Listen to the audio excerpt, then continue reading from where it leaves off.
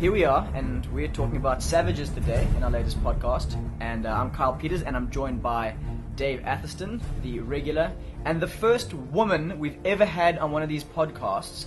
Lisa, introduce yourself. Hi, I'm Lisa Wallace. Lisa Wallace. We thought we'd bring in the first girl. We wanted the intellectual girl opinion on this movie, and Lisa was there with us when we watched it. So Lisa, welcome. Thank you. Lisa's busy complaining that her hair doesn't look good, and I hope she realizes it's an audio podcast, so we'll be okay. It's for you guys. Oh, it's for us. Flattered. I'm so flattered. I am very flattered. Right, well, we're talking about Savages, and the first thing that I wanted to say to anyone listening is before you go watch this movie, understand that it's not for the faint of heart, and it's not for the sensitive viewer. No. So when we took girls to watch it, well, Dave, you saw it twice. What was the difference between your first two experiences? The first time I watched it, I enjoyed it. I walked out there thinking that was a cool movie, good thing. Second time, I realized with seeing the people next to me reacting, like you and BT and Lisa, and seeing how almost horrified they were by what was on screen, gave me the realization that this actually is a lot more hectic than I really anticipated. Oh my God. I'd take the deal instead of decapitation. You took our girl, and I will do anything to get her back. You stabbed a federal agent! Okay, so that was your big thing. That was your big thing. Lisa, what were your first thoughts? Like your one quick opinion of the movie. I think I was pleasantly surprised by it because I don't like violent movies. I hate action movies, and I was thoroughly entertained for 2 hours. And I will put out a disclaimer: if you want to take a girl on a date, don't go and watch Savages. Okay, so yeah, the name kind of screams that though. Yeah, Savages. Not very romantic. No. Yeah, I was pretty clear when I messaged people about that. But if you want to look at hot people, then go watch Savages. You want to look at hot people? Yeah. Okay, So, but surely we can do that with any movie. Well, what, look at hot people? Yeah, or? yeah. Well, maybe not something with Mickey Rourke, but there's a lot of hot people on display in most movies. So why would surely there's another movie? Well, this one had Blake Lively. This has Blake Lively. Really? Are you really a huge Blake Lively? She's a hottie in it. I'm actually not a fan at all. I can't stand her, but she's a hottie in this. You movie. can't stand her. She's like runs around in skimpy dresses and like beach wearing bikinis, guys. And she looked hot. Gratuitous sex scenes. With the gratuitous sex scenes. Yet the intelligent female is advocating that. Yeah, she's like gave women a good name. I'm gonna be honest. I'm a fan of Blake Lively's, not for her acting ability, because personally I don't actually think she's a very good actor. She is as Lisa pointed out. I think she's very good looking, but from the things I've seen her in, like. I will disclaimer. Yes, I used to watch Gossip Girl before that I realized. Is a shocker. Before I realized actually what crap it is. Just crap. And she was just there for eye candy. Her character was boring. She's a bad actress. Green Lantern, on top of Green Lantern being a terrible film, as much as I love Ryan Reynolds, she was bad in that. She was average. She was eye candy. The Town. I don't remember much of her. She was in the town, but I don't. You guys know her quite well. Just in general, I don't think she's a very good actress. She's just there because she's hot and famous. You know what really irritated me about the movie was like her narration. Okay, I was actually going to bring that up. Okay, so about the narration. Well, she narrated the movie, and it was quite dreamy and, I don't know, a little bit cheesy at times. Mm-hmm. And so I think that irritated me. Just because I'm telling you this story doesn't mean I'm alive at the end of it. It's that kind of a story. Where things just got so out of control. I felt the narration just to be a bit all over the place. I didn't have a clear perspective of when the narration... I mean, she kind of said that at the beginning, but I was a bit like... It just seemed too dreamy and too like... I don't know when she's talking from, so I'm not really super engaged by it. Plus it was just a bit dreamy and weird. It was very dreamy, and I wasn't engaged by it either. Let's keep and also, like, I didn't think... I don't know whether to believe it or not. Like, it was just kind of... That's why I liked it. That's why you liked it? I enjoyed the narration. I felt it fitted in nicely. It gave a bit of a sense of, at times, like in the beginning, when she's like, just because I'm telling the story doesn't mean I'm alive. It was like a bit of a mystery to it. And kind of like thinking, Hector, okay, something intense, this movie's going to happen. You almost into like, what is it, when is it? Like almost on the edge of the seat, anticipating, waiting for something good to happen. But that was with that. And then it was good in just explaining like the relationship between her and Ben and Chon, or Taylor and Aaron's character, and like kind of she must use the narration to kind of explain situations more than just kind of like it's a narrative, like narrating the story of it. Yes, yeah. So she did. Which I liked. I think it helped to explain things And when I needed. think, And like she disclosed the relationship that they had, this little love triangle and stuff, like, because it's just something that it's difficult to understand, and she introduced it and made it seem okay, but even though it's pretty even though warped. it's not, yeah. yeah. It's pretty warped.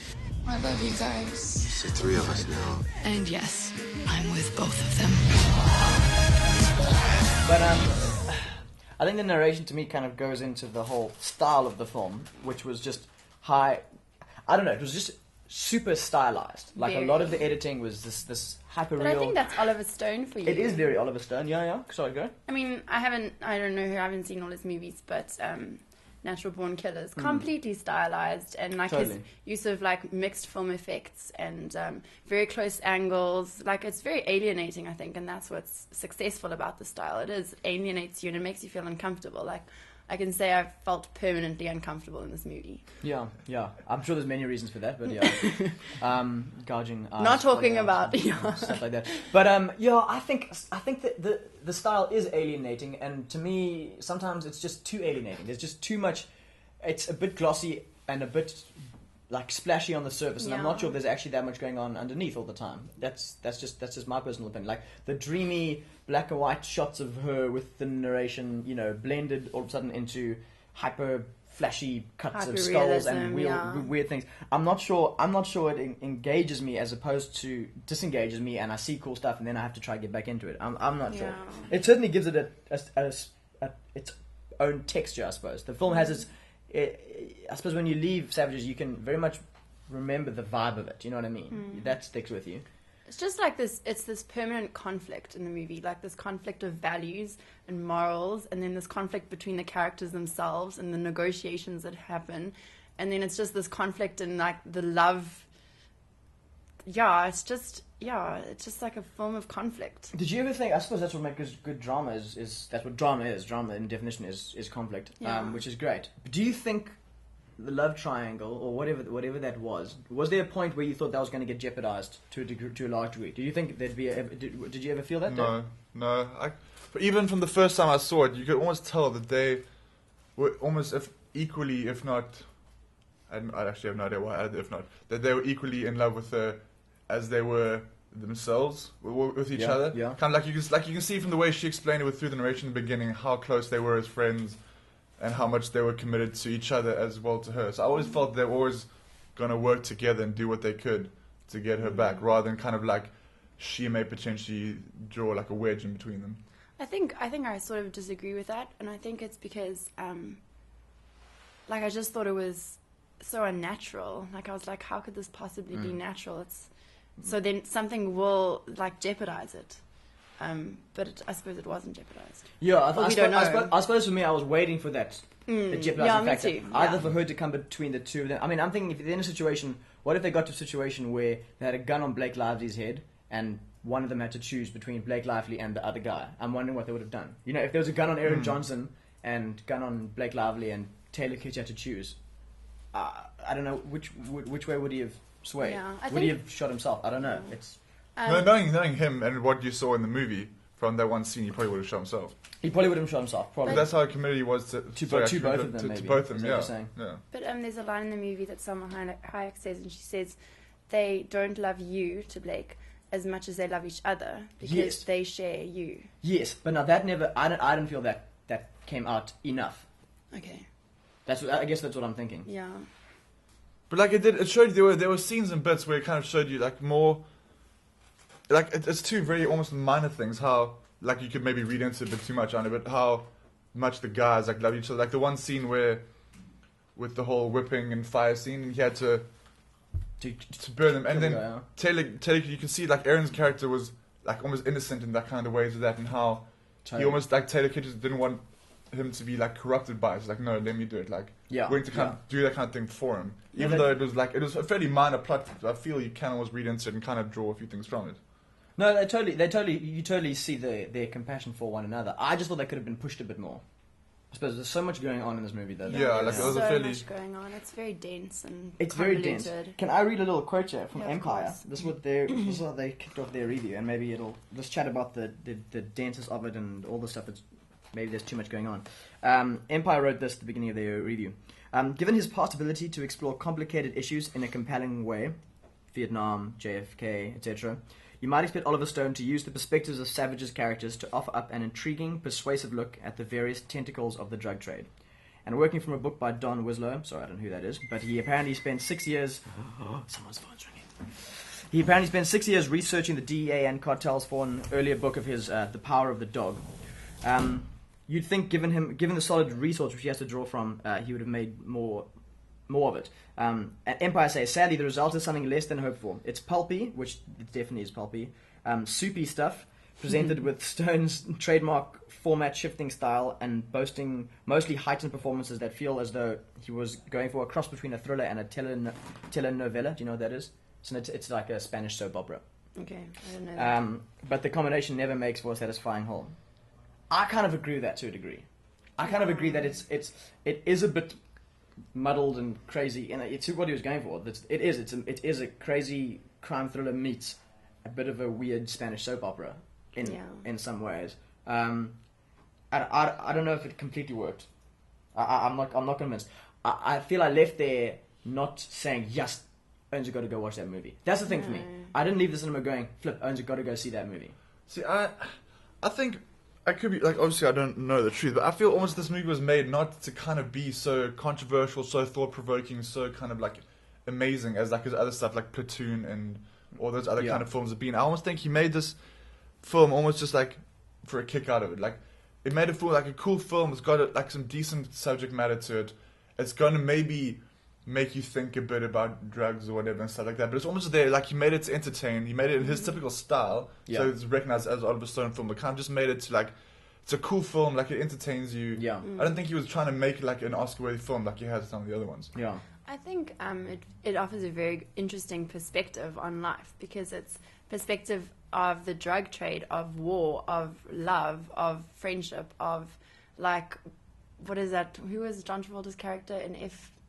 So he does like a DEA agent. Yeah, like, just a very interesting perspective, and it was over the top, totally. But like, we have to look at it in context, and we have to look at it for what it is, and I can appreciate it for what it is, and I can look at the use of the film effects and all of that, and can appreciate it. But it's stuck with me. That's what I'm trying to argue. Which is what I think makes it so effective. Okay, the fact that it stuck with you. Why did it stick with you? I saw. Okay, like, let's be serious. I saw it. Well, we saw it 2 days ago, and the last 2 nights I've been lying in bed thinking, "Oh, I can't sleep because I just have images from the movie like flashing in my mind." So I think you got the hectic, violent images stuck in your mind. Yeah, I do. So that's why definitely not for sensitive viewers. And I don't think I'm a sensitive viewer, and I still was affected by it. But I suppose, it just like completely made me question a lot of things, like life and the movie, and it was really cool. Okay. I really enjoyed it. Like, it's interesting because, as I was saying to you guys, it's not the kind of movie I would normally go and see. Yes. But I was thoroughly entertained. I think for me, it's not off the bat. It's not my kind of movie. So, in general, that said, though, and that said, I started watching it, and it started off with, the decapitation scene, and then it moved into a fairly kind of unnecessary, gratuitous sex scene. It was explaining, kind of their relationship to a degree, but I don't know. I always think that kind of stuff. It could have been done another way. Was it necessary? So that's my personal opinion on that. So I was a bit like, this movie, my goodness, I feel it might be a bit of a hurdle, but I kind of got into it as the movie went. I don't feel that the movie, I'm sold on the movie as a movie that I want to tell everyone to go watch, and I thought it was really good. But I did start engaging, despite a lot of the stuff that I was tuning earlier, like the flashiness and stuff. I did really, basically, I think that the core, the two main guys made me get sucked in. I was pretty much caught up with them. Some of the rest of the guys was a bit okay, but their core story I was like pretty much involved in. And so I managed to get over the finish line. I think I was completely engrossed by the characters. Like, Benicio del Toro is terrifying. He does creepy Terrifying. so well. so well because he's terrifying, but I was almost chuckling as Yeah, well. he's Oh, funny no. at times as well. There are times where he's like, Did you not find him kind of funny? No, because I think that was what was there was comic relief. Like there were parts that were funny, like the audience was like visibly and audibly laughing. So there's like funniness to it. But he would come on and I'm like, no, please don't do anything. He is, and he was I'm sorry, John Travolta, hilarious. No, he was hilarious. I found both of them in the same way. Like I think both of them had an absolute over the blast. top, They were yeah. completely over the top. I think Benicio really must have been having a great day on set, like because he was loving life. He was just hamming it up with his little tash twirling, and oh my gosh. And Travolta, you see, I don't know, like With his kind paunch. of where Travolta is in life He these just days. eats everywhere. I feel every time he came on, guys had a bit of a chuckle just because it was John Travolta. Like every time you saw him, you were just like, Yeah. but he was great. They were both completely over the top. The whole movie, as you say, is over the top and stylized. So given They did it really well. it was done really well from that aspect, I suppose. Yeah. If that was their intention, which I think it was. Who got Salma Hayek? What do we guys think of her? Oh, she's awesome. She was, I I love her. really She was enjoyed it. I brilliant. was almost, like, it being weird, I almost actually found her fairly terrifying for a little while in Yeah, the film as definitely. well. As, like, before, like, she becomes the victim when they kidnap her daughter. But, like, even before that, when she's, like, the boss and she's owning things, you almost are just like, this woman is hectic. Like, she's one person, like, you would not want to cross. Yeah, I think there was a big paradox with her because she was this hard, like, cruel woman, but then she had so much love for her daughter. Like, it was almost gushy. Like, and it was very difficult for me to put the two together into one character. But I suppose, yeah.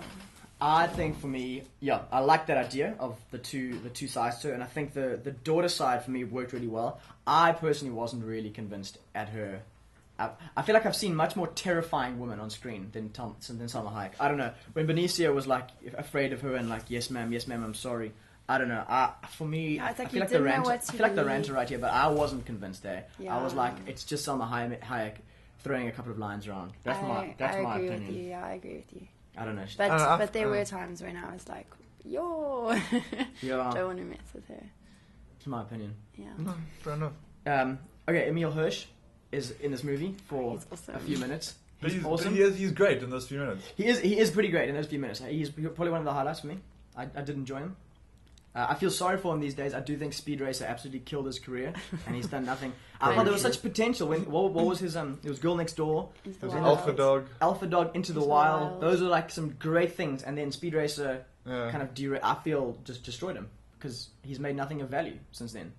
What was his? Was he that guy in Milk? Was Yeah, in he was in Milk. He was in Milk. Oh, yeah, he was in Milk. So brilliant he's- in Milk. I never saw Milk because it I seems haven't like seen it's Milk like a Brokeback Mountain but in the city kind of vibe. Not really my thing. Not really a thing. Sorry at all. You should watch it, it's good. I haven't seen it either, but yeah, I almost felt a bit sorry for him. I was like, this man is a leading dude, and he's got some small little role here. I don't know, Really maybe he just did it for the kick of it. Hey, Like yeah. he gets on those actors, It's takes a jobs cool for little them. role. It's like, oh, Oliver Stone, big director. If I Why could be not? on his film or whatever Yeah. way, why not? I think a lot of the characters must have had a Joel on set. Like Yeah, they I could think pretty it- much do what they wanted with their characters. It's true. I feel everyone was just going for it. Yeah, Yeah, I it's think like- so. That's how There was I no felt. restraint. No, which in the is performances. amazing. I think that's refreshing. Yeah. My one thing I wanted to say here. Oh, okay. While we're on the actors, Taylor Kitsch. Let's talk about him. Which one because was he now? He's the main John. guy. He was and Can I ask quickly? Yeah. He's were a you- model, guys. I didn't know that. well, I can don't know imagine. either. Were you when the first? I remember the first time I watched this film. I walked out of that film not having any idea whether his name was Sean or John. Somewhere in the middle. Yeah, like I had no idea, and then I eventually had to look it up to see there was Chon. Yeah. What? Chon? CHON. C. I didn't catch it. I thought it was Sean. Yeah, see, I didn't know if it was Sean or John. I was like, and then I had to Chon. I thought it was John. John. Yeah, see, it's weird. Such an odd name. Sorry, that was just a very much of a I don't know. That's deviation. cool. Well, okay. So the reason I bring it up, I don't know how much you know about Taylor Kitsch, Lisa. Do you know anything about him? He was in he was a model, movies. He was in movies.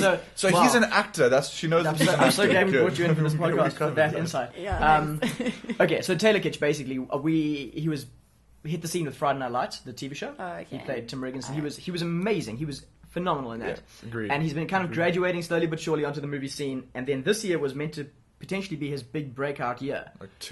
He had two leading roles. Two leading roles, three What did he three play? leading roles pretty much. If you include Savages, yeah, he was Yeah. in. So if you include, they had John Carter, Oh, I didn't see. and then Battleship, and then Oh. this. Now, both Battleship and John Carter were massive flops, critically and box office wise. John Carter is, most likely the biggest flop of all time. The movie cost over $250 million, and it made nowhere near that. So it's literally Disney's biggest loss. In fact, I think cinema's biggest loss ever. So that was his first major leading role, and then followed up by Battleship, which was just Yeah, but I don't. Didn't that have Rihanna in it? It had Rihanna. No. Stupid. But see, to me, like Battleship is almost, it's just a film that is made to entertain people. It's mindless, big special effects, explosions, people running around. But you can do that well as well. No, you can. But I mean, it's Peter Berg who's done some good things. Friday Night Lights is phenomenal. Yeah. Peter Berg did Friday Night like Lights. he did The Rundown. He did The Kingdom. Yeah. Hancock. So he has done films of substance, films that have been good. But I don't know. I mean, making a film based on a board game. No, yeah, look, a retarded concept in itself. Yeah. I just think, unfortunately for Taylor Kitsch, both those flopped, and there was no real reviews where anyone said, look, the movie sucks, but at least we found a great new star in Taylor Kitsch. Yeah. Which I feel sorry for him, because Taylor Kitsch, for me, I see immense potential in him, and I think he's so great. But what did you think hasn't of come him in off. this? I thought this was the best thing he's done so far. I love seeing him. I'm used to him in Friday Night Lights, where he's super lethargic and he's lazing around drunk all day. Whereas in this, he's supposed to be smoking weed, but he's super intense. I've never seen him lose his mind. Like, he's literally just like freaking out at people, and like, which is awesome. So I love to see that. So I think hopefully this will redeem the other two flops this year for me. I don't know how you guys feel. No, I agree. I love him. I thought he played that like G.I. Joe hardcore soldier, will do anything to anyone. I bought it properly, bro. To save what he loves. Yeah. Played it so well. Man on a mission, Yeah. Man on a mission. Bought into it 100%. I think, so I'm thankful that this came across. I just feel, Tom Hardy is another person who kind of came onto the scene this year, and everyone's like, Tom Hardy, Tom Hardy, Tom Hardy, and he just happened to be in movies which people went to see and really liked. But I suppose Tom Hardy does have range. I don't know why I'm comparing them. I'm just comparing two guys who have sort of had the potential to hop onto the A-list, and Tom Hardy's kind of done it, and Taylor Kitsch hasn't necessarily. Not yet. He will. I feel he will. I feel he will. I hope he has more range. We're rooting for you, Taylor. But Taylor, know that we're here for you. And if the Ranter was here, the Ranter hates you. So does he? Brew, the Ranter didn't come to watch Savages because he saw Taylor Kitsch was in it. The Ranter, if you're listening to this, I will burn your blog to the ground. We're coming. I've threatened you before, and I'm threatening you again. We're going to put on skull masks and come for you, bro. And we're going to bring RPGs and blow up your blog. Yes. But we want you back for Bourne, though, so come back. And can we touch on Aaron Johnson just very briefly? Yeah. So touch on it. Because I mean he's fairly pretty much an unknown. He was in Kick-Ass, which is a phenomenal film. I love Kick-Ass, one of my favorites. Yeah. But other than that, he was in a movie called Nowhere Boy, which I haven't. Have you seen it, Lisa? No. No. Why are you shaking your head like it's weird? Anyway, sorry. Which he played like a young John Lennon. I haven't seen it either, but like I just know the premise of it, and apparently he's got a bit of like critical acclaim. I saw a screenshot. Woohoo! Congratulations, I'm proud of you. He's coming up in Anna Karenina as I think one of the male leads with Keira Knightley. Oh, okay, yes. And then he's now in Kick-Ass too. Okay, but I've seen him. I've only ever seen him in Kick-Ass, but I think he's phenomenal. Personally, I think he's got a lot of potential. He's British, but he does American quite well. I thought he was better than Taylor in this. Really? Yeah. I think. Sorry, do you want to carry on? Not particularly. I believed him more. I was more engrossed by him. I had more empathy for him and sympathy. Yeah. He played his character very well. They're kind of like that innocent, just totally, like I just want to save the world kind of. Yeah. I think I did also buy him a lot more. I think Taylor Kitsch has a more movie starish face and persona. I'd probably back Taylor Kitsch in more movies, but in this role, Aaron Johnson was great. I think it was essentially a battle of good and evil, right? But they were both evil pretty much because they were both not good. But he like made the good side. Yeah, no, totally. Come as good. Totally. And I was gunning for them the whole time. And it made me choose I think sides. he worked well. So he was kind of the lead in quite an ensemble movie, and I think that worked well. I don't know if I could watch him like a movie. I don't know if he has that persona that I would grab onto and watch an entire movie. It was just him, if it took a just movie, him on his own. Imagine he had like an I Am Legend, and it was just mainly one character the whole time. I'd rather have Taylor Kitsch than Aaron Johnson. That's I feel true. he's No, more no, watchable. fair enough, I feel fair he's more- enough. I can understand that. Although, yeah, on that said, he was perfect in this movie. Yeah. I think for less like blockbustery kind of movies, I think he'd be perfect. For Yes. like more indie, less huge big name movies, I think he would be perfect. I would watch him. I'm more engrossed by him. Fair You're enough. more good with him. Oh, that's cool. No, Considering fair you enough. were the shallow person earlier with your Blake Lively comments. Sure, I almost got defensive there. You always got defensive. I'm I saw it in totally your like face. gunning for the woman, I saw it in your face. okay? No, it's cool. It's cool. Okay, one last thing I wanted to discuss because I thought it was retarded was the ending.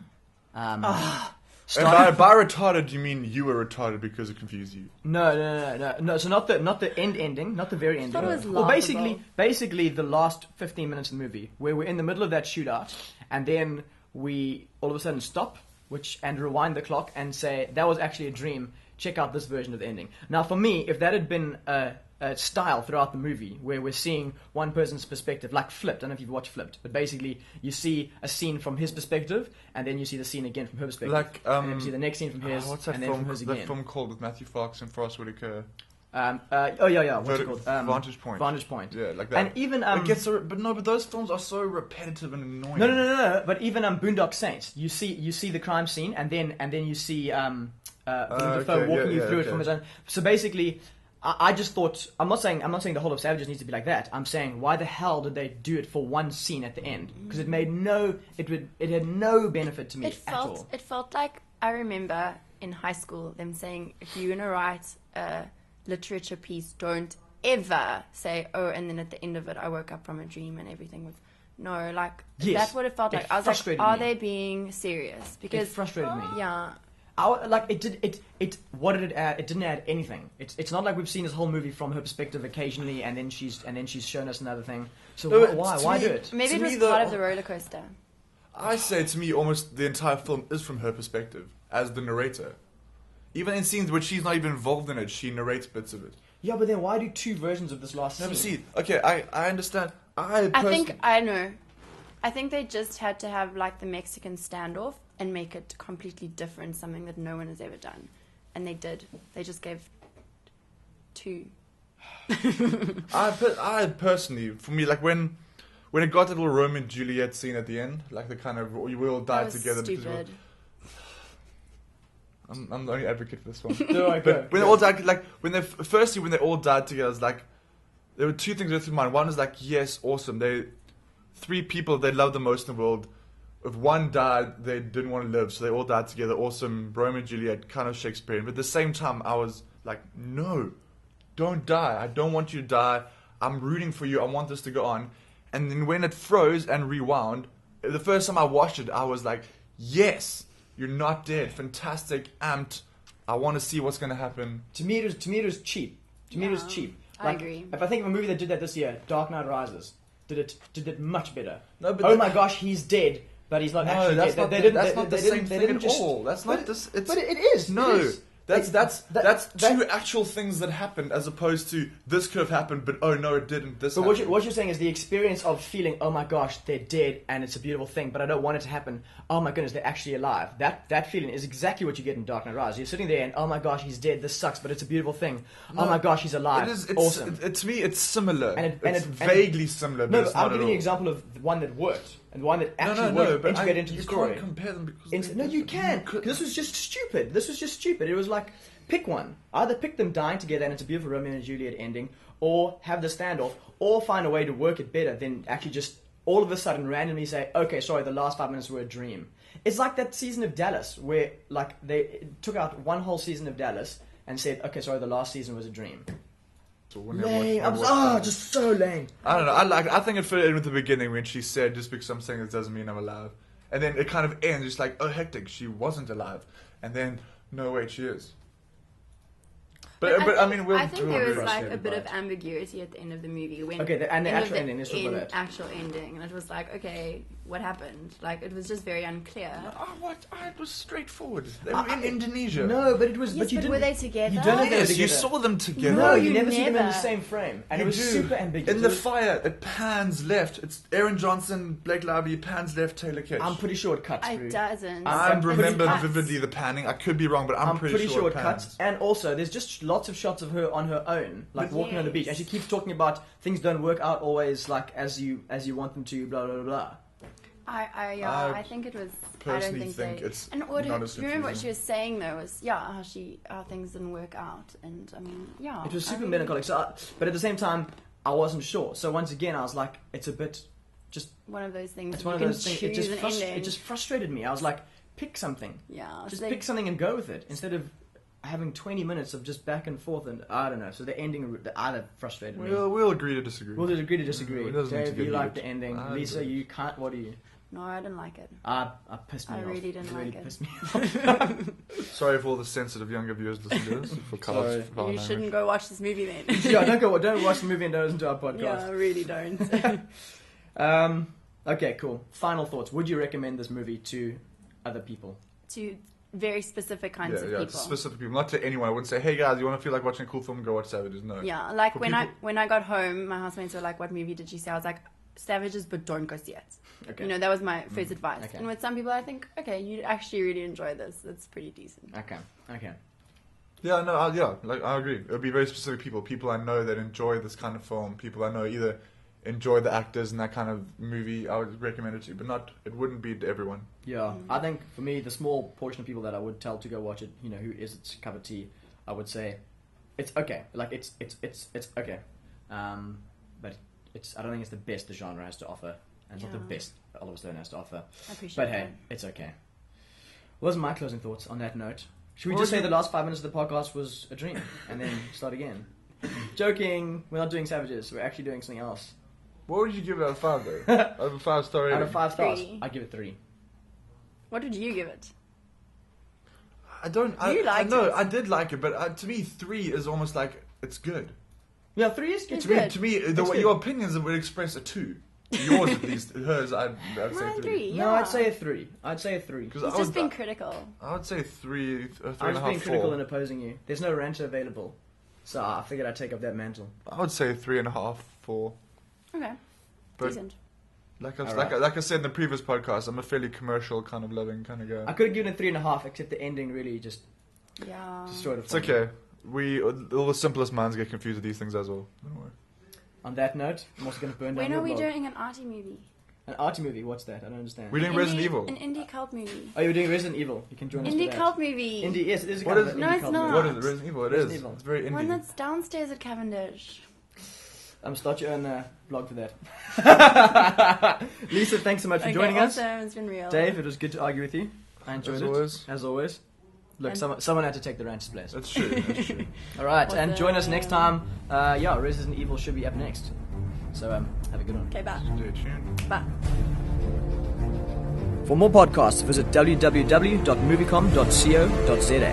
And for more film discussions and news updates, like our Facebook page, www.facebook.com/SA Moviecom.